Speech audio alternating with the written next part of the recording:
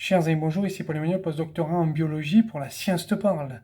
Nous allons aujourd'hui parler d'une vidéo qui n'était pas prévue parce que je ne pensais pas qu'elle sortirait, je voulais plus du tout parler du personnage, mais face au buzz qu'il y a sur cette vidéo, je dois en parler. Alors c'est Jérôme, un de mes suiveurs, un de mes followers, comme on dit, une personne qui est abonnée et avec qui on discute souvent sur Twitter, qui m'a demandé de le faire et je crois que c'est peut-être aussi nécessaire. Et encore une fois, je voulais plus parler du personnage, mais il faut.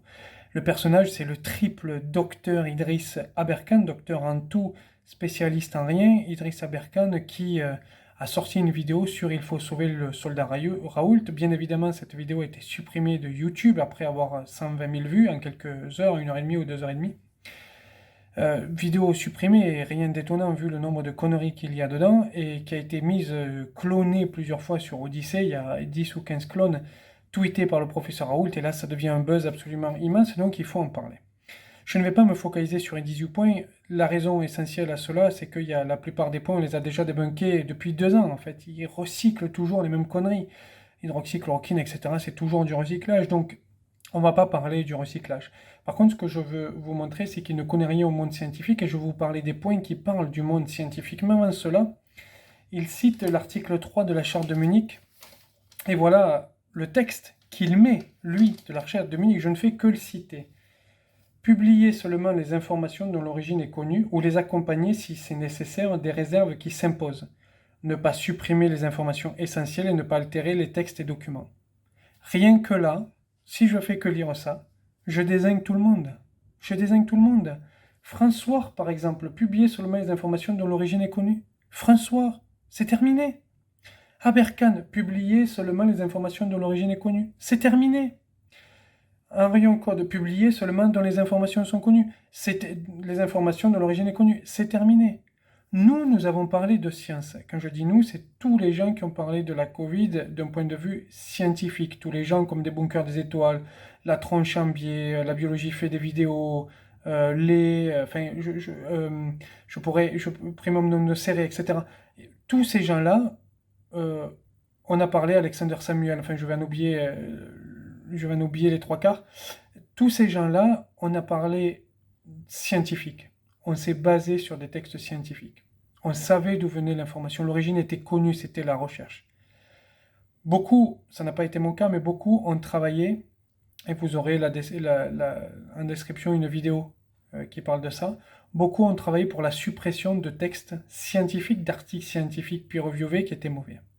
Donc on savait où étaient nos sources. La science, la recherche et les articles scientifiques. Rien que là, déjà, je pourrais m'arrêter. Rien que là, je pourrais m'arrêter parce que cette simple phrase détruit toutes leurs vidéos et quasiment tout leur dire. Et surtout, détruit François. Ça, c'est important d'avoir en tête. C'est-à-dire qu'il nous donne un argument, Idriss Aberkan nous donne un argument pour les dézinguer tous. Vous voyez, comme le Seigneur des Anneaux pour les contrôler tous, ça c'est pour les dézinguer tous. On va parler de publications scientifiques parce que c'est un peu le cœur aussi de sa vidéo. Les publications scientifiques du professeur Raoult. Et là, il dit beaucoup d'erreurs sur les publications scientifiques et je souhaite réagir là-dessus. Il nous dit, ça c'est, je le cite, le H-index est calculé sur les meilleurs articles, ceux publiés dans les revues les plus prestigieuses comme Science ou Nature. Alors le H-index, pour ceux, j'avais envie de dire c'est faux déjà, mais le H-index, pour ceux qui ne le savent pas, c'est un score qui est attribué à un scientifique en fonction du nombre de publications qu'il a, bien évidemment, mais en fonction du nombre de gens qui vont citer ces publications. C'est-à-dire que si vous avez une publication qui est citée une fois, votre H-index sera de 1, il n'y aura rien, si vous voulez. Si vous avez une publication qui est citée 10 fois, déjà, vous augmentez si elle est citée 100 fois, etc. Si vous avez 100 publications pour 3 citations dans l'année, ça va vous baisser le H-index. Donc, on prend en compte la publication, le nombre de publications, le nombre de citations, l'impact factor du journal dans lequel vous avez publié, et également les autocitations. Les autocitations, c'est important, c'est-à-dire que Clarivate, qui fait ces calculs-là, vous donne une autocitation de 5%, c'est-à-dire que si vous citez dans votre article, 100 articles, vous pouvez vous citer 5 fois. C'est normal, parce que souvent on travaille sur le même sujet, et on va dire par rapport à ce que je disais là, vous voyez, j'ai ça en plus, ou dans une étude présente, j'ai montré que, et là je continue, donc je fais ça, donc vous avez le droit sur 100 articles à vous citer 5 fois. Après, le reste vous diminue, les calculs sont assez complexes, les gens ne le comprennent pas. Mais on va reprendre ce qu'il dit. Le H-index est calculé sur les meilleurs articles se publient dans les revues les plus prestigieuses comme Science et Nature. Je vous fais un aveu. Je ne suis pas forcément le meilleur postdoc du monde, mais je n'ai jamais publié dans Science ou Nature. Ce qui voudrait dire que pour lui, je n'ai aucun H-index. Vous voyez comme c'est faux? On publie dans les revues où on peut publier selon l'impact de notre article, selon le sujet sur lequel on travaille et selon bien sûr notre qualité.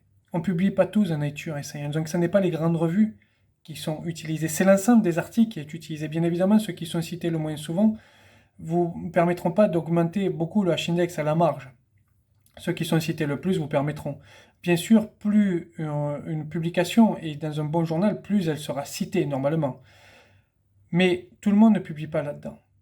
Et le professeur Raoult publie rarement dans Nature ou Science. Donc s'il n'y avait que ces publications Nature ou Science qui lui fait le H-index, il aurait un H-index très faible. Donc c'est faux comme argument. Toutes les publications sont utilisées pour le H-index. Toutes les publications. Et c'est pour ça qu'on dit aux scientifiques, il faut faire attention. Ne publiez pas trop dans des journaux de merde parce que vous serez des journaux à bas impact factor parce que vous serez très peu cité, ça va vous plomber le H-index. Donc tout est utilisé. Il y a une chose cependant que les gens ne savent pas forcément, c'est que les impact factors qui sont donnés par Scopus, les impact factors ne sont pas attribués à tous les journaux. Vous avez des journaux qui n'ont pas d'impact factor et vous pouvez perdre un impact factor d'un journal. Si vous avez un impact factor de 0,807, 0,708, vous pouvez le perdre l'année d'après. Ça, c'est important. C'est-à-dire que le H-index est donné sur des journaux qui ont un impact factor. Si vous publiez dans un journal qui n'a pas d'impact factor, ça n'attribuera pas sur votre H-index. Pourquoi est-ce que tous les journaux n'ont pas d'impact factor? Parce que certains se créent, parce qu'il faut du temps. Il faut savoir que l'impact factor, c'est sur les 3 dernières années. Si votre journal n'a que 2 ans, eh bien, il n'y a pas 3 ans. Donc, il ne peut pas y avoir d'impact factor parce que on regarde aussi le nombre de citations, etc. Et que vous devez être cité, donc vous devez un minimum être connu. Vous devez avoir un certain nombre d'années pour avoir un impact factor. Et vous pouvez baisser l'impact factor, voire le perdre, si vous n'avez pas de citations ou s'il y a trop peu de citations. Il faut savoir qu'il y a beaucoup de publishers, il y a énormément de journaux, et on classe les 100 premiers, seuls les 100 premiers dans un domaine, ont un impact factor. Donc, vous pouvez ne pas avoir d'impact factor sur un journal, mais pour le H-index, tout est pris en compte et pas seulement Nature et Science. Donc, ça, c'est complètement faux. Et encore une fois, le professeur Raoult publie très peu dans Nature et Science. Donc, ça, c'est complètement aberrant de dire ça. Mais il y a quelque chose de plus aberrant qui arrive, attention. Ce sont moins de 8% des publications de Raoult qui sont publiées au siège des collègues. En tant que sociologue des sciences, Jean Gratt savait qu'une telle proportion est banale pour n'importe quel chercheur. Là, je m'étouffe. En gros, qu'est-ce qu'il vous dit? Il vous dit, les chercheurs publient au moins 8% de leurs articles, proportion banale, donc au moins 8% de leurs articles chez des journaux amis. C'est complètement faux. Premièrement, les chercheurs vont essayer, dans leur domaine, de publier au plus haut. Alors, il y a Nature Science, bien sûr, la plus connue, mais toujours plus haut. Par exemple, dans mon domaine, ça va être Journal of American Society of Nephrology, Hypertension, etc. Toujours au plus haut.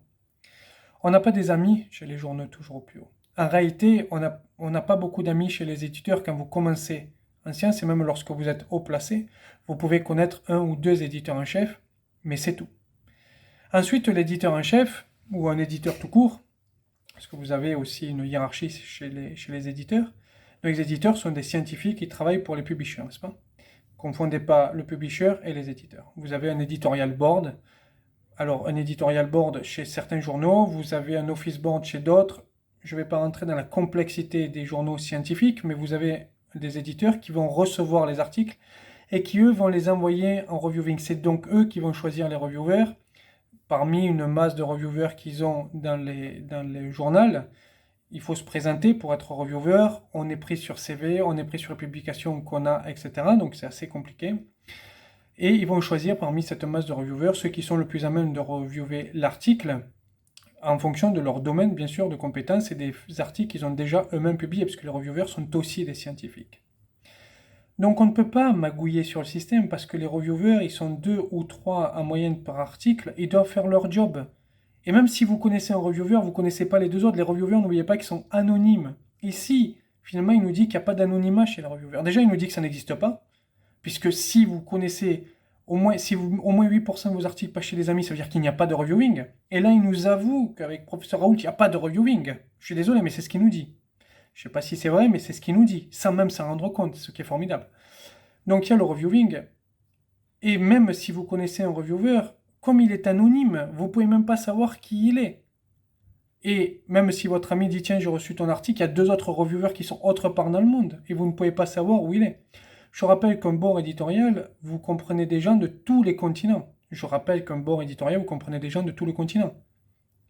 Donc, on ne peut pas magouiller sur le système. Donc, est-ce que 8% des articles, normalement, d'un scientifique, ce qui nous dit, c'est chez des journaux amis? Premièrement, non, parce qu'on va updater au maximum.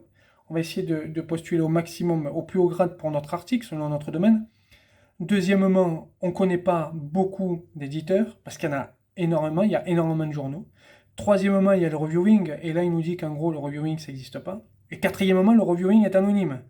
Alors tout ça fait que la probabilité que tu mettes chez un pote à toi me paraît assez faible. Donc ça veut dire que 8% des papiers de Raoult sont publiés chez les potes à lui, ça veut dire que 8% des papiers Raoult ne sont même pas révisés. Voilà, c'est ce qu'il nous dit, et ça c'est grave. Alors, il continue sur les articles de Raoult. Sur les 246 articles sur 3500, c'est-à-dire 7% identifiés par les harceleurs de Didier Raoult, il n'existe en réalité que 4 cas réels d'erreurs graphiques. Alors là, il nous dit qu'en gros, Elisabeth Bick et les autres ont signifié que 7% des articles de Raoult étaient problématiques. Si on voit que lui, il nous a dit avant que 8% des articles n'étaient pas peer-reviewés, on est quand même dans le range, je suis désolé, mais là, voilà, tiens. Alors, il nous dit en réalité, il y a 4 cas réels d'erreurs graphiques. Je ne vais pas regarder si le chiffre est vrai ou pas, mais en gros, il nous dit il n'y a que 4 fraudes. C'est pas beaucoup, 4 fraudes, mon pote, ça passe. Non. Non, ça ne passe pas. Un chercheur n'a pas à frauder. Et un chercheur qui fraude doit être puni. Que les choses soient claires. Un chercheur ne fraude pas. Un chercheur honnête ne fraude pas. Je n'ai jamais fraudé de ma vie. Je n'ai jamais un de mes articles qui a été montré comme il y a une fraude. Et pourtant, ils ont tous été présentés en congrès, etc. Je n'ai jamais fraudé. Les gens autour de moi ne fraudent pas. Je ne connais personne qui ait travaillé avec moi de près ou de loin, qui a été tapé sur les doigts pour fraude. Et là, il nous dit finalement, il n'y a que 4 fraudes. Eh, mais mon pote, 4 fraudes. T'imagines ce que tu es en train de dire? On ne fraude pas en science. Là, on est en train de parler de la science médecine. On met on met en jeu des vies, mon gars. On peut pas dire que 4 fraudes. On met en jeu des vies. Et surtout qu'il y a 246 articles qui posent problème. Ça n'est pas rien, 246 articles. C'est plus que ce qu'un chercheur normal publie dans sa vie. Hein? Moi, j'ai 6 articles. Je vous le dis, j'ai 6 articles. Bon, 2 chapitres de livre et 6 articles. Donc, j'ai écrit 8 fois, si vous voulez. Donc, un mec normal, il n'a pas 246 articles à la fin de sa carrière. Un chercheur normal, il en a 150, 200. S'il est chef de clinique, il peut en avoir 300, mais les chefs de clinique, il n'y en a pas. Un scientifique normal, il en a 100, 150 à la fin de sa vie. Et là, on est en train de parler de 246 qui seraient problématiques. Mais enfin, vous vous rendez compte un peu des chiffres ou pas? C'est complètement fou. C'est comme si je vous disais, écoutez, dans l'Union européenne, il y a 20 pays dont les présidents sont corrompus. Tu vas dire, attends, hello, tu vas dire, c'est pas grand-chose, mon pote. Tu vas dire, tu fous de ma gueule ou pas? Bon, donc, c'est n'importe quoi. Vous voyez, c'est n'importe quoi. Mais lui, il vous dit, il n'y a que 4. Attends, il n'y a que 4. On fraude pas en science. Lui, il dit, non, fraude, finalement, c'est trop cool. Tu vois, c'est trop cool. Et pour la fraude, c'est trop cool, il va parler de PubPeer. Et là, il va condamner un peu PubPeer. Alors, moi, je suis un peu mitigé, bien sûr, sur PubPeer. Parce qu'on peut, en effet, quand on est scientifique, si on n'aime pas une équipe, poster beaucoup de messages, etc. Je suis d'accord, seulement les messages sont vérifiés. C'est-à-dire qu'ils sont vérifiés, puis c'est envoyé au publisher, le publisher va faire des vérifications, etc. Donc c'est pas parce que vous postez sur Papier que l'article sera éliminé. C'est pas parce que vous postez sur Papier, vous pouvez détester quelqu'un poster 5000 fois, étant donné qu'il va y avoir tout un temps de révision derrière, vous comprenez que voilà, il y a le jeu qui est là. Donc on peut dénoncer Papier, on peut dire, mais c'est très moderne Papier. Et je comprends pas qu'un mec comme Idriss Aberkan, qui se dit être le mec, vous savez, qui va regarder la science, qui dénonce les fraudes, etc. Enfin, les fraudes, selon lui, qui ne sont pas des fraudes. Il va vous dire, pire, ouais, il va commencer... Ça n'a pas de sens, c'est très paradoxal comme histoire. C'est très paradoxal comme point. On peut pas, en étant jeune scientifique, dire que Papy, ça va pas. On peut critiquer certains points de Papy, mais on doit l'accepter parce que nous sommes dans un siècle, le 21e siècle, où la science sera vérifiée. Et nous devons, au maximum, militer pour que nos travaux soient vérifiés, pour que nos travaux soient critiqués. Je suis un jeune chercheur et je vous le dis, nos travaux doivent être critiqués. Et je n'admets pas qu'un jeune, s'il avait 60-70 ans, je dis pas, mais je n'admets pas qu'un jeune puisse se dire qu'il ne faut pas critiquer les travaux parce que c'est ce qu'il dit en parlant de Papier. Voilà, j'ai relevé quelques points, je ne vais pas tout relever parce que déjà la vidéo fait 15 minutes et c'est déjà beaucoup trop long. Je me suis un peu énervé, j'en suis désolé, je n'ai pas préparé de texte, j'espère que ça ne tourne pas en boucle.